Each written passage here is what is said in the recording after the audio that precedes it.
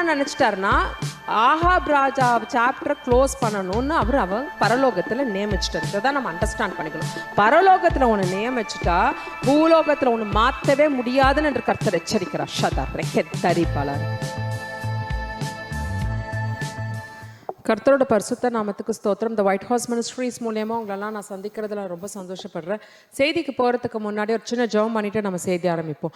மகா பரிசுத்தமுள்ள பிதாவே திரஷதர் ரெபே தரிகன் தரே சதர் ரிபாலா ராபா தொனேரே தெரே சதர் ரெபே லரி சதர் ரெபே லோரிகாபா தொனே தெரே தெரே சதர் லெதலே சீலே தொனேரேலே லெசே பெலக்கேலா தலாபா நொரேஷதர் ரெதே ரெகே ரிஷத் தெலெசதக்கேலா பாபா துரஷபா. ஆவியானவர் சொல்றார் ரிகந்த ராபா லோரிகா காலம் இனி செல்லாது அதி சீக்கிரத்தில் நான் வருவேன் என்று கர்த்தர் சொல்றார். ஷபாலர் ரிக்கந்தர் ராபா இது கடைசி காலம். ரிக்கந்த எச்சரிக்கையா இருங்க என்று ஆவியானவர் எச்சரிக்கிறார். ரிக்கந்தர் ராபாலோ ரிக்க இது வரைக்கும் நீங்க இருந்தது போல அல்ல. ரிக்கந்த இனி வர நாட்கள் ரிக்க ரிஷதர் ரெக்கே தரிபாலா ரிக்கபா ரொம்ப கொடூரமான நாட்களா இருக்கும் என்று கர்த்தர் சொல்றார். ரிஷதர் ராபால ஞானத்தோட செயல்படணும் என்று ஆவியானவர் சொல்றார். ரிக்கந்தர் ரஷதர் ராபாலோ ரிக்கபா. தேங்க்யூ ஃபாதர் ரிக்கபா. எனக்கு உண்டான தலைப்பு the seventh trumpet part 2. Last வீக்கோட கண்டினியூஷன் தான் நம்ம இந்த வாரம் நம்ம பார்க்க போகிறோம். அதுக்கு உண்டான வசனம் புக் ஆஃப் ரெவலேஷன் வெளிப்படுத்தின விசேஷம் 11வது அதிகாரம் 16-17 வசனம். அப்பொழுது தேவனுக்கு முன்பாக தங்கள் சிங்காசனத்தின் மேல் உட்கார்ந்திருந்த 24 மூப்பர்கள் முகக்குப்புற விழுந்து தேவனை தொழுது கொண்டு இருக்கிறவரும் இருந்தவரும் ஆகிய சர்வ வல்லமையுள்ள கர்த்தராகிய தேவனே, நீர் உமது பெரிய வல்லமையை கொண்டு ராஜ்யபாரத்தை ஏற்றுக்கொண்டீர். இதற்காக உமக்கு ஸ்தோத்தரிக்கிறோம் என்று சொன்னார்கள். இந்த வசனத்து மூலம் நம்ம என்ன பார்க்குறோம் அப்படின்னா, அதுக்கு முந்தின வசனம் என்ன ஆகுதுன்னா, ஒரு 7ஆம் எக்கால ஊதுனதுக்கு அப்புறம் கர்த்தரோட ராஜ்யம் பூமியில வந்து இங்க இருக்க ராஜ்யத்தை டேக் ஓவர் பண்ணதை நம்ம லாஸ்ட் வீக் பார்த்தோம். இது டேக் ஓவர் ஆனதுக்கு அப்புறம் இது என்ன அடுத்த வசனம் என்ன ஆகுது நம்ம பார்க்குறோம் அப்படின்னா, அப்போ இந்த அனௌன்ஸ்மெண்ட்டை சொல்றாங்க. இந்த மாதிரி 7வது எக்கால ஊதுனதுக்கு அப்புறம் இந்த மாதிரி இந்த பரலோக ராஜ்யம் வந்து பூமியில இருக்க ராஜ்யத்தை டேக் ஓவர் ஆனதுக்கு அப்புறம் என்ன நடக்குது அப்படின்னு பார்த்தீங்கன்னா, அந்த தேவ ராஜ்யத்துக்கு பக்கத்துல கர்த்தரோட சிங்காசனத்துக்கு பக்கத்துல 24 மூப்பர்கள் இருந்தாங்க. இதை கேட்ட உடனே அவங்க என்ன பண்றாங்க அப்படின்னா, கர்த்தருக்கு முன்பாக சாஷ்டாகமா விழுறாங்க. முக கொப்பர விழுந்து அவங்க வந்து என்ன சொல்றாங்க அப்படின்னா, இருக்கிறவரும் இருந்தவரும் ஆகிய சர்வ வல்லமையுள்ள கர்த்தாவே அந்த மாதிரி சொல்லிட்டு அவங்க வந்து இன்னமே நீங்க தான் இந்த பூமியை வந்து ஆள போறீங்க அப்படின்னு சொல்லிட்டு அவங்க வந்து முகம் குப்புற விழுந்து கர்த்தரை ஆராதிக்கிறத நம்ம பார்க்கிறோம். இந்த இடத்துல நம்ம என்ன பார்க்கணும் அப்படின்னா, எப்படி பூமியில வந்து ஒரு கவுன்சில் இருக்கு, ஒரு கவர்மெண்ட் இருக்கு, நிறைய மக்கள் இருக்காங்க. என்னதான் ஒரு ராஜா இருந்தாலும் என்னதான் ஒரு மினிஸ்டர் இருந்தாலும் அவரை சுத்தி எப்பயுமே வந்து குரூப் ஆஃப் மினிஸ்டர்ஸ் இருப்பாங்க. இப்பவே பாத்தீங்கன்னா வந்து ஒரே ஒரு ஆளால மட்டும் இந்த நேஷனை வந்து ஆள முடியாது. ஒரு கவர்மெண்ட் இருந்ததுன்னா ஒரு குரூப் ஆஃப் பீப்புள் இருப்பாங்க. என்னதான் தலைவர் ஒருத்தரா இருந்தாலும் அவருக்கு கீழே நிறைய பேர் இருக்கிறத வந்து நம்ம இப்ப இருக்க காலகட்டத்தில் நம்ம பார்க்கிறோம். நம்மளோட கவர்மெண்ட்டே நம்ம பார்க்கிறோம். ஒரு மினிஸ்டர் இருப்பார், ஒரு சீஃப் மினிஸ்டராக இருந்தாலும் சரி, பிரைம் மினிஸ்டராக இருந்தாலும் சரி, அவர் ஒரு லீடராக இருந்தாலும் அதுக்கு அடுத்தபடி நிறைய பொசிஷன்ஸ் இருக்கிறத நம்ம பார்க்குறோம். அதே மாதிரி தான் இங்கேயும் நம்ம என்ன பார்க்குறோம்னா, கர்த்தர் வந்து சிங்காசனத்தில் இருக்கார். அவர் வந்து சர்வ வல்லமையுள்ள தேவன், அவர் பூமியை ஆள போற தேவன், அவர் நடுவுல இருக்காரு. ஆனா அவருக்கு பக்கத்துல 24 மூப்பர்கள் வந்து இருக்கிறத நம்ம இந்த இடத்துல பார்க்கிறோம். இந்த மாதிரி ஒரு ஹெவன்லி கவுன்சில் வந்து புக் ஆஃப் ரெவலேஷன்ல மட்டும் கிடையாது. நீங்க வந்து புக் ஆஃப் டேனியல்ல படிச்சாலும் சரி, புக் ஆஃப் யோபு புஸ்தகத்துல படிச்சாலும் சரி, இந்த மாதிரி வந்து கர்த்தர் வந்து ஒன் மேன் ஆர்மியா எங்கேயுமே அவர் வந்து ப்ரொஜெக்ட் பண்ணிருக்க மாட்டார். அவர் சுத்தி எப்பயுமே ஒரு சேனைகள் இருக்கிறது, இல்ல தேவதூதர்கள் சுத்தி இருக்கிறது, இந்த மாதிரி பல பேர் வந்து அவரை சுத்தி இருக்கிறத வந்து நிறைய புஸ்தகங்கள்ல வந்து நிறைய தீர்க்கதரிசிகளும் தரிசனமாவும் சொப்பனமாவும் பார்த்து பைபிள்ல இருக்கு. பைபிள்லயும் பாத்தீங்கன்னா ஐசாயா தீர்க்க தரிசன புஸ்தகமா இருந்தாலும் சரி, எசேக்கியேல் பார்த்த தரிசனமா இருந்தாலும் சரி, நிறைய எரேமியா பார்த்த தரிசனமா இருந்தாலும் சரி, இப்ப வந்து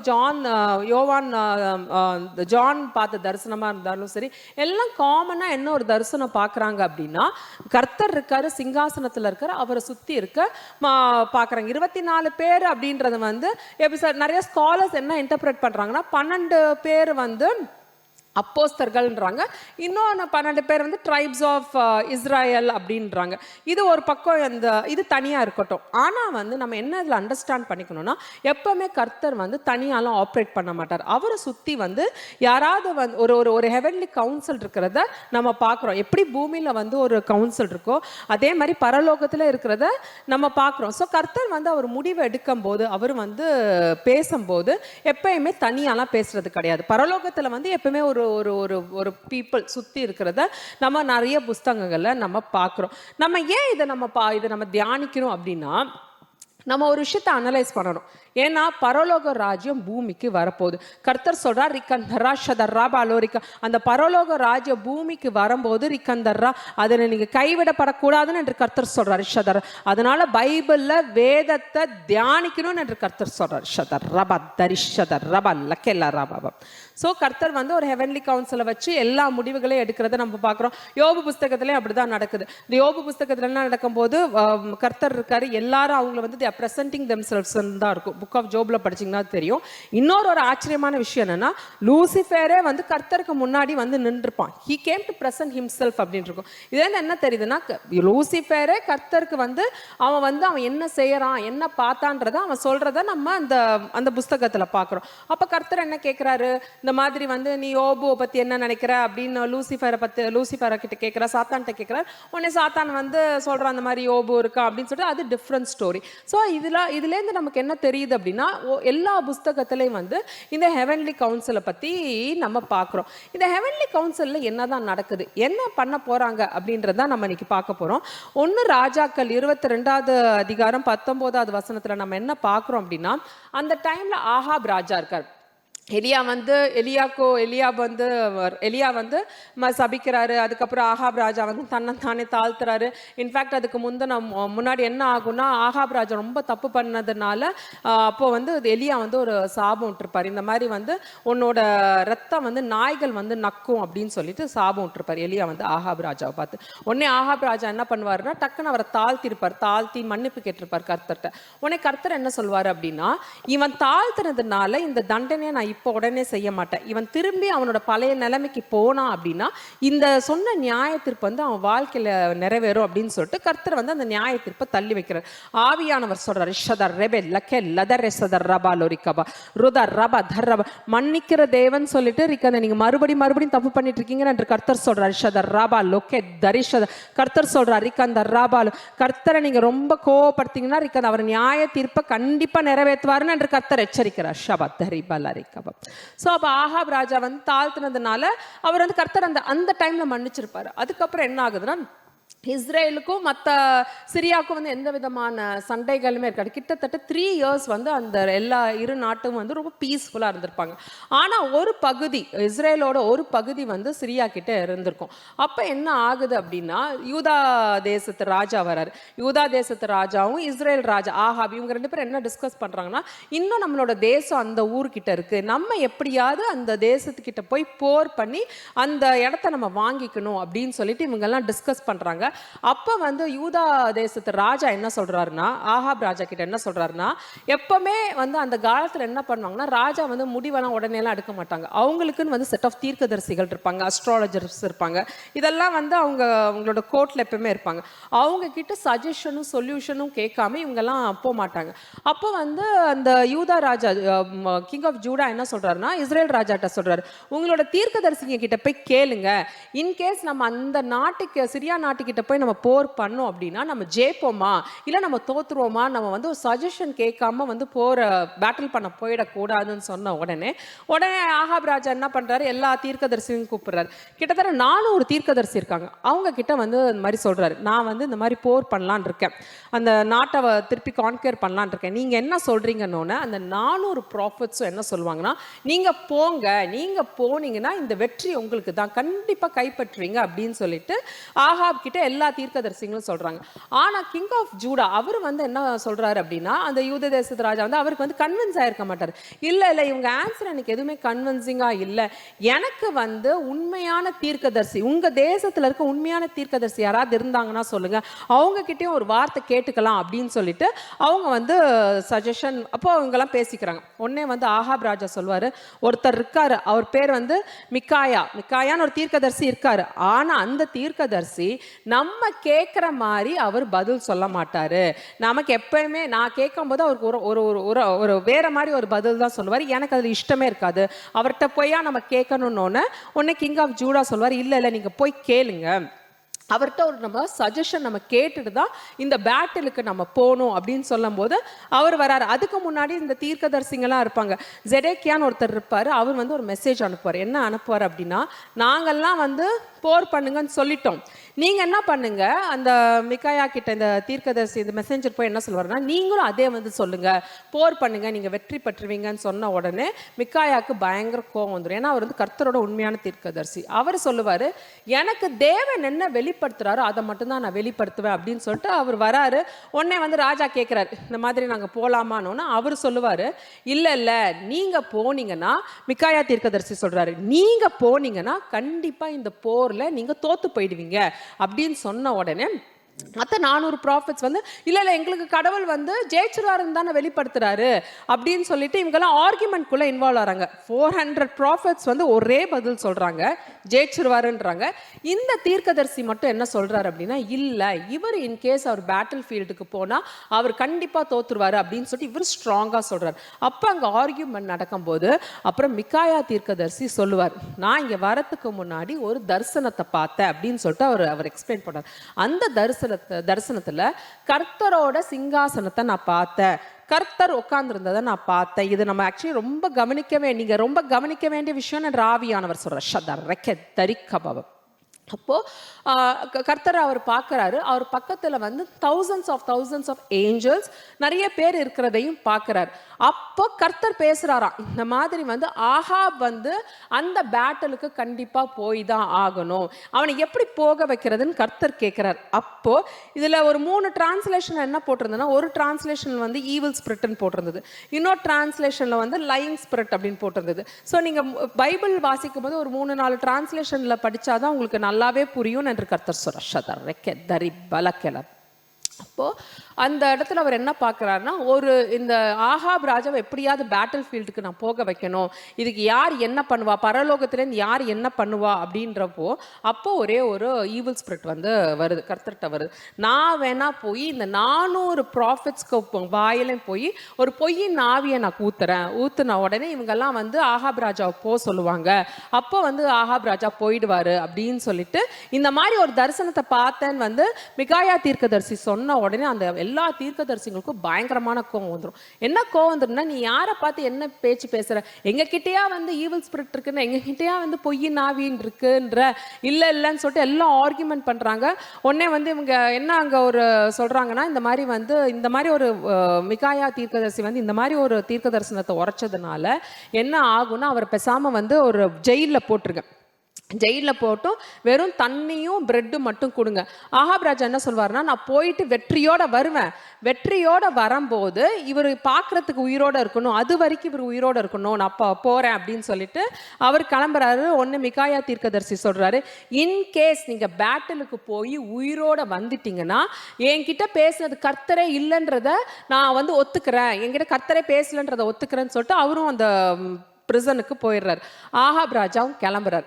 இங்கே வந்து ஆகாப் ராஜா என்ன பண்றாரு அப்படின்னா, இப்போ இவருக்கு வந்து ஆகாப் ராஜா வந்து நம்ம ராஜரீக இதில் போனால் தானே நம்மளை கொண்டுருவாங்கன்னு சொல்லிட்டு அவர் என்ன பண்ணுறாருன்னா, ராஜாவோட ட்ரெஸ் எல்லாம் வந்து ரிமூவ் பண்ணிட்டு நார்மலான ஒரு பர்சன் மாதிரி ட்ரெஸ் பண்ணிட்டு, ஆனால் பேட்டில் ஃபீல்டுக்கு உண்டான அந்த கவசத்தெல்லாம் போட்டுக்கிறார், உள்ள அந்த புல்லட் ப்ரூஃப் அந்த இதெல்லாம் என்னென்ன ப்ரூஃப் எல்லாம் வேணுமோ அதெல்லாம் போட்டுக்கிட்டு அந்த யூதா தேசத்து ராஜாவோட 2 பேர் மட்டும் சேரியட்ல போகிறாங்க. அந்த ஊர் ராஜா என்ன சொல்கிறாருன்னா, சிரியா ராஜா என்ன சொல்கிறாருன்னா, அங்கே இருக்க அந்த கேப்டன்ஸ்டெல்லாம் நம்ம வந்து சின்ன மனிதர்கள் கிட்டலாம் சண்டை போட வேண்டாம், சோல்ஜர்ஸ்டெல்லாம் சண்டை போடாதீங்க, நீங்கள் ராஜா இஸ்ரேல் நாட்டு ராஜாவை பார்த்தா மட்டும் நீங்கள் விட்டுறக்கூடாது, அவரை நீங்கள் கொன்னுடணும் அப்படின்னு சொல்லிட்டு ஒரு ஸ்ட்ராங்கான இன்ஸ்ட்ரக்ஷன் இவருக்கும் கொடுக்குறாங்க. ஸோ இப்போ இந்த ராஜாலாம் வராங்க. இப்போ ஆஹாப் ராஜா வந்து வேற ஒரு இதில் இருக்கார், அவர் வந்து ராஜா ட்ரெஸ் எல்லாம் போடல. ஸோ அவர் ராஜா இல்லைன்றதை இவங்க முடிவு பண்ணிடுறாங்க. பக்கத்தில் இருக்கிறது கிங் ஆஃப் யூதா தேசத்து ராஜா, இவர் தான் இஸ்ரேல் ராஜாவா இருக்கணும்னு சொல்லிட்டு இவரை நோக்கி படம் வரும்போது அவர் சொல்றாரு, இல்ல இல்ல நான் ராஜா கிடையாது, நான் இஸ்ரேல் நாட்டு ராஜா கிடையாது அப்படின்னு சொல்லிட்டு இவங்க பார்த்த உடனே இவங்க எல்லாம் திரும்பி போயிடுறாங்க.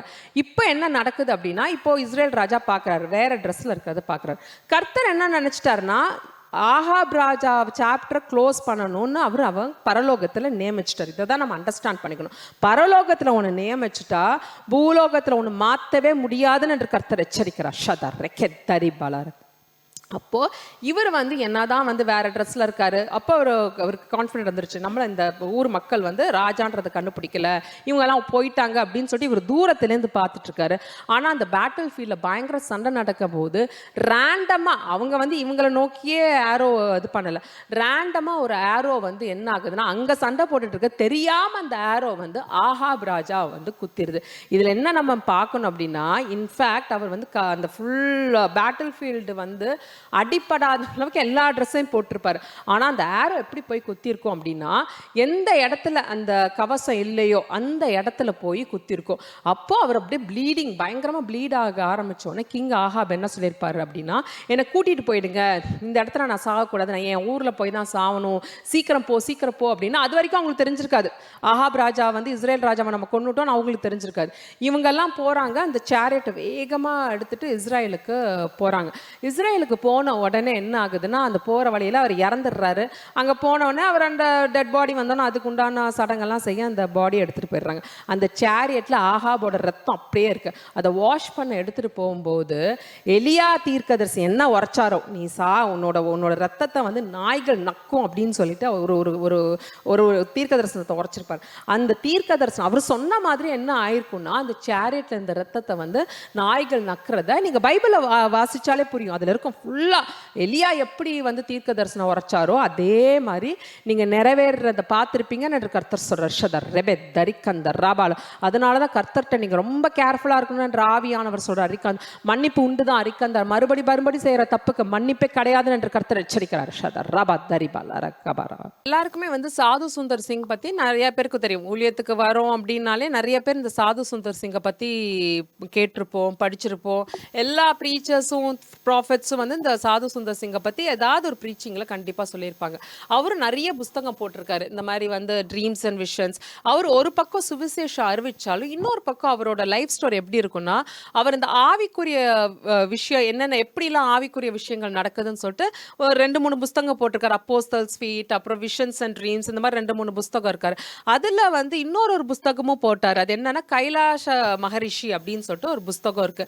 இது இங்கிலீஷ்லையுமே அவைலபிளா இருக்கு, தமிழ்லையுமே அவைலபிளா இருக்கு. இது கிடைச்சா நீங்க கண்டிப்பா படிக்கணும்னு ஆவியானவர் சொல்றார். ஷதர் ரெக்கெத் தரேபெலோரிக்கம். அந்த டைமில் என்ன ஆகுதுன்னா, சாது சுந்தர் சிங் வந்து அவர் ஃபுல்லாக அவர் ஊழியம் செஞ்ச அவரோட மிஷன் ஃபீல்டு என்னன்னா நேபாள், டிபேட் அந்த மாதிரி இடத்துல தான் அவர் ஊழியம் பண்ணார். ஒரு வாட்டி வந்து அந்த மவுண்ட் கைலாஸ் வந்து அவர் அந்த டைமில் அவர் கிராஸ் பண்ணும்போது, அந்த நமக்கு தெரியும் அந்த ஹிமாலயன் அந்த மவுண்டன் வந்து கிட்டத்தட்ட சீ லெவல்லேருந்து 22,000 ஃபீட் வந்து ஜாஸ்தி. அந்த மாதிரி ஒரு மலை, பயங்கர குளிர். நம்ம நிறைய பார்த்துருப்போம் டிவிலே வந்து அதை பற்றி நிறைய டாக்குமெண்ட்ரிலாம் போட்டிருப்பாங்க. என்ன மாதிரி ஒரு மவுண்டன் அது. நிறைய இப்பயும் பார்த்தீங்கன்னா நிறைய உள்ள ரிஷிகள் வந்து அங்கே வந்து மெடிடேஷனில் ஈடுபடுறாங்க. நிறைய யோகா பண்ணுற பீப்புள் அங்கே போவாங்க. மெடிடேஷனுக்கே நிறைய பேர் அங்கே போவாங்க. ரொம்ப ஒரு நல்ல ஒரு பீஸ்ஃபுல்லான ஒரு மவுண்டன் அப்படின்னு சொல்லிட்டு போவாங்க. இது கிட்டத்தட்ட 100 இயர்ஸ்க்கு முன்னாடி அவர் வந்து அந்த சைடு அந்த வழியாக போகிறாரு. அந்த டைமில் என்ன ஆகுதுன்னா, ஒரு சிலுவையை பார்க்குறாரு. அவரோட மைண்ட் செட் என்னன்னா, இந்த மவுண்ட் கைலாஷ்ன்றது வந்து புறர்ஜாதியானவர், அந்த மாதிரி நிறைய முனிவர்கள் வாழ்கிற இடம், இங்கே யார் வந்து ஒரு சிலுவையை வந்து போட்டு இங்கே ஜெபம் பண்ணுறவங்க இருக்காங்க அப்படின்னு சொல்லிட்டு யோசிச்சிட்டே அவர் அந்த இடத்துக்கு போகும்போது என்ன ஆகுதுன்னா, ஒரு இடத்துல தடுக்கி அவர் கீழே விழுந்துடுறாரு. கீழே விழுந்து அப்படியே உருண்டுட்டு அப்படியே போயிடுறாரு. கொஞ்ச நேரத்துக்கு அவர் அந்த கான்ஷியஸை இழந்துடுறாரு. அப்புறம் திருப்பி அந்த கான்ஷியஸ் கொஞ்ச நேரம் இல்லாமல் இருக்க திருப்பி அந்த கான்ஷியஸை அவர் கெயின் பண்ணுறாரு. கெயின் பண்ணி அவர் பார்க்கும்போது அவர் ஏதோ ஒரு இடத்துல படுத்திருக்கதை பார்க்குறாரு. அப்போ அவர் கண்ணு முழிச்சு பார்க்குறாரு. அந்த இடத்துல வந்து ஒரு ஒரு கொஞ்சம் தூரத்தில் வந்து ஒருத்தர் விகாரமாக ஒருத்தர் உட்காந்துருக்காது பார்க்குறாரு. பயங்கரமாக ஒருத்தர் உட்காந்துருக்காரு. ஒரு ஏதோ ஒரு உருவம் உட்காந்துருக்க மாதிரி பார்க்குறாரு. இவருக்கு பயம் வந்துருச்சு. அது என்ன உருவம் அப்படின்னு சொல்லிட்டு அப்படியே கொஞ்ச நேரத்தில் வந்து அவருக்கே தைரியத்தை வர வச்சுட்டு அந்த உருவத்தை நோக்கி அவர் பார்க்குறாரு. அப்போ வந்து ஒரு மனிதன் மாதிரி இருக்கிறதா அவர் அனலைஸ் பண்ணுறாரு. யாரோ ஒரு மனிதன் உட்காந்துருக்காரு. ஆனால் அந்த மனிதர் எப்படி இருந்தாருன்னா உடம்பு ஃபுல்லாக ஒரே ரோமத்தால் மூடி இருக்கு. ஃபுல்லாக முடி, ஃபுல்லாக தலை ஃபுல்லாக முடி, இந்த ஐப்ரோஸ் அப்படியே அந்த நம்ம பழைய காலத்து முனிவரெல்லாம் பார்த்தா எப்படி இருப்போம்னா அந்த மாதிரி ஒரு இது போட்டிருக்காரு. அப்படி தான் அந்த டிஸ்கிரிப்ஷன் இருக்கு. பயங்கரமாக ரோமத்தால் ஒருத்தர் உட்காந்துருக்கு. இவருக்கு பயம் வந்துருச்சு. இவரை பார்த்த கொஞ்ச நேரத்தில் இவர் கிட்ட போய் பார்க்குறாரு. அந்த மகரிஷி வந்து கண்ணை திறந்து பார்க்குறாரு. கண்ணை திறந்து பார்த்த உடனே சாது சுந்தர் சிங் அதில் என்ன போட்டிருந்தாரு அப்படின்னா, அந்த கண்ணில் வந்து அவ்வளோ ஒரு மர்சிஃபுல்லான ஒரு ஐஸ். அவர் பார்க்க ஒரு மாதிரி இருந்தாலும் அவர் கண்கள் அவ்வளோ ஒரு பிரகாசமாக இருந்தது. அவர் பார்த்த பார்வை வந்து என்னோட மனசை வந்து ஏதோ பண்ணுச்சு. என் மனசில் இருக்க கேள்விகளுக்கெல்லாம் அவர் பதில் கொடுக்குற மாதிரி அந்த பார்வையை எனக்கு பார்த்தாரு. பார்த்துட்டு அவர் சொன்னாராம், வா நம்ம 2 பேரும் முட்டி போட்டு ஜெபம் பண்ணலாம் அப்படின்னு சொன்ன உடனே அவருக்கு ரொம்ப ஆச்சரியமாயிடுச்சு. இந்த மலை வந்து வேற புறஜாதியானவர் தான் நிறைய பேர் இருப்பாங்க. யார் இவர் வந்து நம்ம கிட்ட வந்து முட்டி போட்டு ஜெபம் பண்ணலாம் அப்படின்னு சொல்றாருன்னு சொல்லிட்டு இவங்க 2 பேரும் முட்டி போட்டு ஜெபம் பண்றாங்க. அப்போ அவர் சொல்றாரு, அவர் என்ன சொன்னார்னா, நீ வருவேன்னு எனக்கு தெரியும், எனக்கு கர்த்தர் ஆல்ரெடி வெளிப்படுத்திட்டாரு அப்படின்னு சொல்லிட்டு அந்த மகரிஷி வந்து சாது சுந்தர் சிங் கிட்ட சொன்னாராம். அப்போ இவருக்கு ஆச்சரியமா இருந்தது. யார் இவர் நம்ம ஊர் பாஷையை பேசுறாரு, இவ்வளோ ஒரு முனிவர் மாதிரி இருக்காரு, பார்க்க கிறிஸ்தவ மாதிரியே இல்லை, இவர் யார் அப்படின்னு சொல்லிட்டு சாது சுந்தர் சிங் கேட்குறாரு. நீங்கள் யாருன்னு எனக்கு சொல்லுங்கன்னு. அப்போ அவர் சொல்கிறாரு, எனக்கு வந்து வயசு வந்து 300 வயசுக்கு மேலே ஆயிடுச்சு. நான் எகிப்த் நாட்டை சேர்ந்தவன். நான் ஒரு 300 வருஷத்துக்கு முன்னாடி ஈஜிப்டுன்னு ஒரு கண்ட்ரியில் நான் பிறந்தேன். நான் பேசிக்கலாக ஒரு கிறிஸ்டியன் கிடையாது. நான் வந்து ஒரு முஸ்லிம். எனக்கு சின்ன வயசுலேருந்தே வந்து என் கடவுளை நான் ரொம்ப சேவிக்கணும்னு நான் ஆசைப்பட்டேன். அதனால் வந்து அவங்களோட ரிலீஜியன் புக்கை படிக்கிறார பயங்கரமாக படிப்பேன். ஆனால் என்னதான் என் ரிலீஜியன் புக்கை நான் படித்தாலும் எனக்குன்னு வந்து எந்த விதமான பீஸே கிடையாது.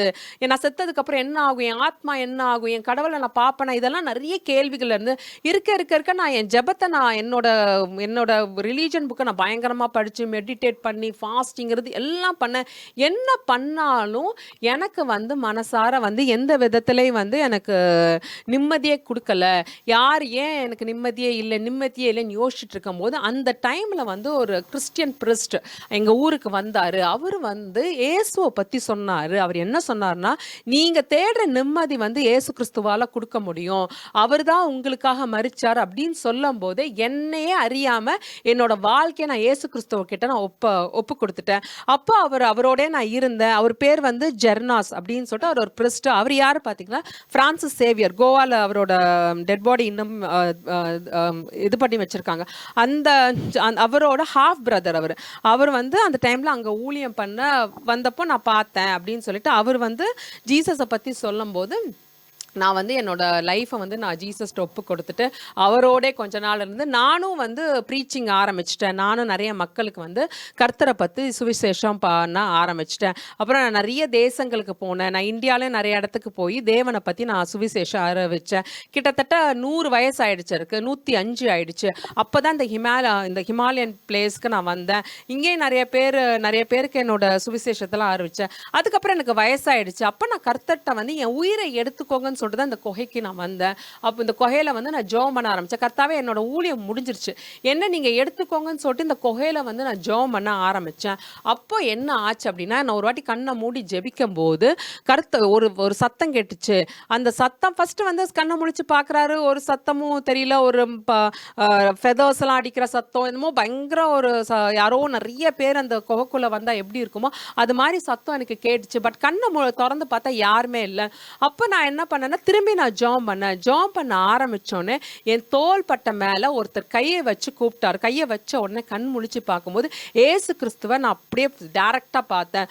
அவரை சுற்றி அவர் தனியாக வரல, அவர் பெரிய சேனையோட நிறைய சேரட்ஸ், ஒரு ராஜா எப்படி வருவாரோ அதே மாதிரி ஒரு ராஜா ட்ரெஸ்ஸில் வந்து அந்த மாதிரி வந்து என்கிட்ட வந்து என்ன சொன்னாருன்னா, உன்னோட நீ இத்தனை நாள் செஞ்சதுக்கு வந்து உன் மேலே நான் ரொம்ப பிரியமாக இருக்கேன், ஆனால் நீ வந்து சாக பிறந்தவன் கிடையாது, நான் என்னோட 2வது வருகை வரைக்கும் நீ உயிரோட தான் இந்த கோக்கோல இருப்ப அப்படின்னு சொல்லிட்டு உனக்கு இதை வந்து நான் ஒரு உனக்கு ஒரு பூனா தரேன் அப்படின்னு சொல்லிட்டு அவர் வந்து இயேசு கிறிஸ்து வந்து அந்த மகரிஷி கிட்ட சொன்னாராம். அப்போ சொல்லிட்டு அவர் சொன்னாராம், நீ வந்து ஊழியோன்றது வந்து உனக்கு நான் அவுட் ஆஃப் பாடி எக்ஸ்பீரியன்ஸ் தருவேன் அப்படின்னு சொல்லிட்டு இயேசு கிறிஸ்து அவருக்கு வந்து ப்ராமிஸ். கர்த்தர் சொல்றார், ரிக்கந்தர்ரா பதரஷதர் ரிக்கந்தர்ரா பாலோரி. இதை பார்த்துட்டு இருக்க நிறைய வாலிபர்களுக்கு இந்த அவுட் ஆஃப் பாடி எக்ஸ்பீரியன்ஸ் நான் கொடுக்க போறேன் என்று கர்த்தர் சொல்றாரு. ஆயத்தமாகுங்க என்று கர்த்தர் சொல்றார். ஷதர் ரெக்கே தரி பாலரி. இப்போ இயேசு கிறிஸ்து வந்து அந்த மகரிஷிட்ட சொல்கிறாரு, உனக்கு இந்த மாதிரி ஒரு வரம் இருக்குது, நீ என்ன பண்ணணும் அப்படின்னா, நீ வந்து வெளியில் போய் எத்தனையோ கிறிஸ்தவர்கள் எத்தனையோ ரத்த சாட்சிகள்லாம் கஷ்டப்படுறாங்க, அவங்கள போய் நீ பார்த்துட்டு வந்து இந்த குகையில் அவங்களுக்காக நீ ஜெபம் பண்ணணும், அதுதான் உன்னோட அழைப்பு அப்படின்னு சொல்லிட்டு இயேசு கிறிஸ்து சொல்லிட்டு போயிட்டாரு. எனக்கு இப்போ 300 வயசுக்கு மேலே ஆகுது, எனக்கு சாவுன்னு ஒன்று கிடையாது, எப்படி எலியாவை ஈனோக்கு மாதிரி வச்சிருந்தாரோ அதே மாதிரி கர்த்தர் எனக்கு வச்சிருக்காரு, என்னோட அழைப்பே இதுதான் அப்படின்னு சொல்லிட்டு அவர் வந்து சாது சுந்தர் சிங் கிட்ட அவரோட அந்த தெய்வீக அனுபவத்தை பத்தி அவர் சொல்றாரு. இன்ஃபேக்ட் சாது சுந்தர் சிங்கோட அது வரைக்கும் வேற மாதிரி ஒரு ஊழியம் பார்த்திருப்பாரு, சுவிசேஷம் அறிவிக்கிறது அந்த மாதிரி ஒரு ஊழியம் பார்த்துட்டு இருந்த சாது சுந்தர் சிங் இந்த மகரிஷியை பார்த்த உடனே அவரோட ஊழியத்தோட பரிமாணமும் மாறிடும். அதே போலதான் என்று கர்த்தர் சொல்றார், ரிஷதர்ராபாலோரிக்க இனி வர நாட்கள்ல ரிக்கந்தர்ரா நிறைய பேர் வேற வேற ஊழியம் பார்த்துட்டு இருக்கீங்க, உங்களோட ஊழியத்தோட பரிமாணம் ரிக்கந்தர்ராபால் இனி வர நாட்கள்ல ரிக்கந்தர்ரா மாறிடும் என்று கர்த்தர் சொல்றார். ரிஷதர்ராபா லோரிகா பாபா ஊரக்கந்தர்ராபா. நீங்க ஒரு டெலிவரன்ஸ் மினிஸ்ட்ரி பார்த்துட்டு இருந்தீங்கன்னா அது ப்ராஃபட்டிக்கல் டெலிவரன்ஸ் மினிஸ்ட்ரியா மாறும். ரிக்கந்தர்ராபா. நீங்க ஒரு சர்ச் வச்சு நடத்திட்டு இருந்தீங்கன்னா ரிக்கந்தர் அது ப்ராஃபட்டிக்கல் சர்ச்சா மாறும் என்று ஆவியானவர் சொல்றார். ரிஷதர் ரேபே லதிர் ரேபே லோரிக்கந்த ஊரிக்கந்தர்ராபா லோரிக்க. நீங்க சுவிசேஷம் அறிவிச்சிட்டு இருந்தீங்கன்னா ரிக்கந்த அது ப்ராஃபட்டிக்கலா மாறும் என்று ஆவியானவர் சொல்றார். ரிஷதர்ரா. இனி வர நாட்கள்ல ரிக்கந்த நீங்க எந்த ஊழியம் பண்ணாலும் ரிக்கந்தர்ராபா அது ப்ராஃபட்டிக்கல் மினிஸ்ட்ரியா மாறும் என்று கர்த்தர் சொல்றார். ஷதர்ராபா தரிபா தரிபா லரக்கா பாபா தூர ஷதர்ராபா லோரிக்கந்தர்ராபா லோரிக்க. மாம்சமான யாவர் மேலும் என் ஆவியை ஊற்றுவேன் என்று கர்த்தர் சொல்றார். ஷதர்ராபா லோரிக்க. மகா பரிசுத்தமுள்ள பிதாவே ரிஷதர் ரெக்கென் தரிஷதர் ரெபே தரிஷதர் ரெபே லரிபா லராபா நுரேதர் எதர் ரெபே லரதர்ராபா லக்கலாராபா. கர்த்தர் சொல்றார், ரிக்கந்தர்ராபா லோரிக்க பாபா ஊரா ஷதர்ராபா. ஊழிய அழைப்போட நிறைய பேர் பார்த்துட்டு இருக்கீங்க என்று கர்த்தர் சொல்றார். ரிஷதர்ராபா லோரிக்க பாபா ஊராக்கந்த நீங்க ஊழியத்துக்கு வரணும்னா ரிக்கந்தர்ராபா லோரிக்கந்தர் கர்த்தரை கரெக்டா அறியணும் என்று ஆவியானவர் சொல்றார். ரிஷதர்ராபா லோரிக்க பாபா. கர்த்தரை அறியாம ரிக்கந்தர்ராபா லோரிக்க நீங்க ஊழியத்துக்கு வரது ரிக்கந்தர்ராபா லோரிக்க பாபா ஊராக்கந்த ஒரு குருடரை போலதான் இருப்பீங்க என்று கர்த்தர் சொல்றார். ரிஷதர் ரெபே லரிதர் ரிசதர் ரெபே லரிதர் ரிபா தரிபா தரிபா ரக்கர்ராபா பாபா நொரே தேரேஷதர் ரெபே லரிபாபா. ஆவியானவர் சொல்றார், ரிக்கந்த இது கடைசி காலம் என்று கர்த்தர் சொல்றார். ரிக்கந்தர்ராபா.